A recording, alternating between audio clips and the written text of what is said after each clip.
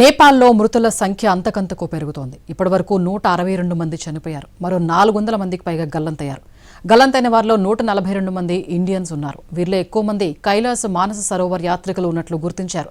మట్టిలో కూరుకుపోయిన వారిని రక్షించేందుకు సహాయక చర్యలు కొనసాగుతున్నాయి. నేపాల్ ఆర్మీ, పోలీసులు తీవ్రంగా శ్రమిస్తున్నారు. నేపాల్ ఆర్మీ 11 బృందాలు రాత్రంతా గాలింపు చేపట్టాయి. హెలికాప్టర్ల ద్వారా రెస్క్యూ కొనసాగుతోంది. టిమూరే ప్రాంతంలో కొండల్లో చిక్కుకున్న వారిని సురక్షిత ప్రాంతాలకు తరలిస్తున్నారు. మరింత సమాచారం మా ప్రతినిధి రాజు లైవ్ లో అందిస్తారు. రాజు.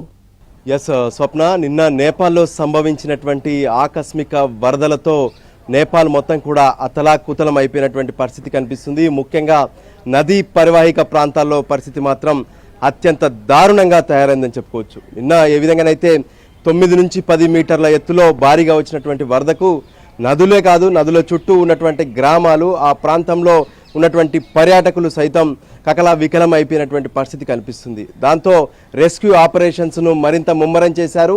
నిన్న మధ్యాహ్నం నుంచే మొదలైనటువంటి రెస్క్యూ ఆపరేషన్ ద్వారా ఇప్పటికే వందలాది మందిని సురక్షిత ప్రాంతాలకు తీసుకెళ్లారు. సో మరోవైపు ఓవరాల్గా దాదాపు 400 నుంచి 700 మంది గల్లంతైనట్లుగా ఇప్పటికే అక్కడ ఉన్నటువంటి టూరిజం బోర్డు స్పష్టం చేస్తుంది. మరోవైపు టూరిజం ఆపరేటర్ల నుంచి కూడా సమాచారం సేకరిస్తున్నటువంటి పరిస్థితి కనిపిస్తుంది.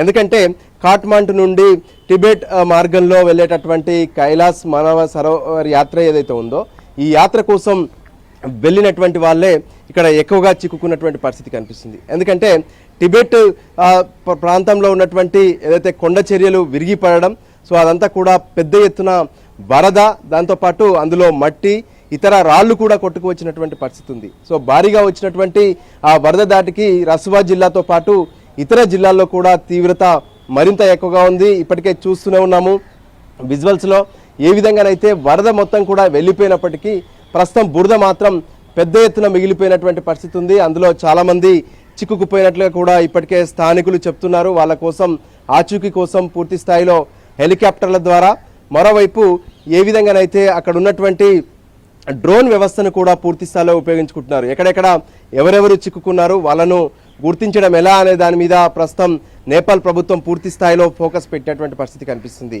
ఇక ఇషా ఫౌండేషన్ సంబంధించి కూడా దాదాపు 80 మంది ఈ వరదల్లో చిక్కుకున్నట్టుగా తెలుస్తుంది. వాళ్ళు లింగ్వేరి వద్ద చిక్కుకున్నారు. So Isha foundation chief Sadhguru కూడా ఈ నేపాల్ టూర్లో ఉన్నారు. వాస్తవానికి మానస సరోవర్ యాత్రకు వెళ్ళారు. సో ఆయన రిటర్న్ వచ్చి సాగా వద్ద ఉన్నారు. కానీ వెనక ఉన్నటువంటి ఒక బ్యాచ్ మాత్రం ఈ వరదల్లో చిక్కుకున్నటువంటి పరిస్థితి కనిపిస్తుంది. సో నేపాల్ ప్రభుత్వానికి సద్గురు ఒక లేఖ రాశారు. సో తాను తన బృందంతో కలిసి లింగ్వేరి వైపు వెళ్లేందుకు అవకాశం కల్పించండి, అక్కడికి వెళ్ళి తమ వాళ్ళను సురక్షితంగా బయటకి తీసుకొచ్చేటటువంటి ప్రయత్నాలు చేస్తాము.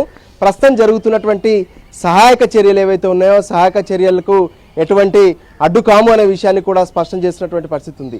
మరోవైపు భారత ప్రభుత్వం కూడా ఇప్పటికే 2 విమానాల్లో ప్రత్యేకంగా ఏ విధంగానైతే సహాయం కోసం ఆహార పదార్థాలు, దాంతోపాటు సోలార్ లైట్స్, ఇతర ఎమర్జెన్సీ మెడిసిన్ కూడా పంపించాయి. సో ఓవరాల్గా ప్రస్తుతం మాత్రం నేపాల్లో ఇంకా టెన్షన్ కొనసాగుతూనే ఉంది. మరోవైపు ఏదైతే అక్కడి నుంచి వస్తున్నటువంటి త్రిశూల్ మీదుగా వాటర్ అంతా కూడా ప్రత్యేకంగా బీహార్, యూపీ సరిహద్దులకు కూడా చేరుకునేటటువంటి పరిస్థితి ఉంది. దాంతో ఇప్పటికే యూపీ, బీహార్లో ఉన్నటువంటి గందక్ నదులు ఏవైతే ఉన్నాయో అక్కడ కూడా అప్రమత్తతంగా అధికారులు సిద్ధమయ్యారు. రాష్ట్రాల ముఖ్యమంత్రులు కూడా అప్రమత్తం చేశారు. ఏమాత్రం వరదలు పెరిగినా ఆ నదీ పరివాహిక ప్రాంతాల్లో ఉన్నటువంటి వాళ్ళు ఎవరు కూడా అక్కడ ఉండొద్దు, వెంటనే అక్కడి నుంచి ఖాళీ చేసి వెళ్ళిపోవాలనే విషయాన్ని స్పష్టం చేస్తున్నారు. సో మొత్తానికి నిన్న వచ్చినటువంటి వరదలు మాత్రం నేపాల్లో హడలెత్తించాయి. సో ఫైనల్గా ప్రస్తుతం మాత్రం పరిస్థితి మొత్తం రెస్క్యూ ఆపరేషన్లు కొనసాగుతున్నాయి. ఎవరైతే తప్పిపోయినటువంటి 700 మందిని గుర్తించేందుకు పూర్తి స్థాయిలో నేపాల్ ప్రభుత్వం హెలికాప్టర్ల ద్వారా, మరోవైపు ఎన్డీఆర్ఎఫ్ బృందాలు, ఇంకోవైపు డ్రోన్స్ ద్వారా పరిస్థితిని ఎప్పటికప్పుడు ఎవరెవరు ఎక్కడ చిక్కుకున్నారనే దాన్ని పరిశీలిస్తున్నటువంటి పరిస్థితి కనిపిస్తుంది. Swapna. Right, thank you Raju.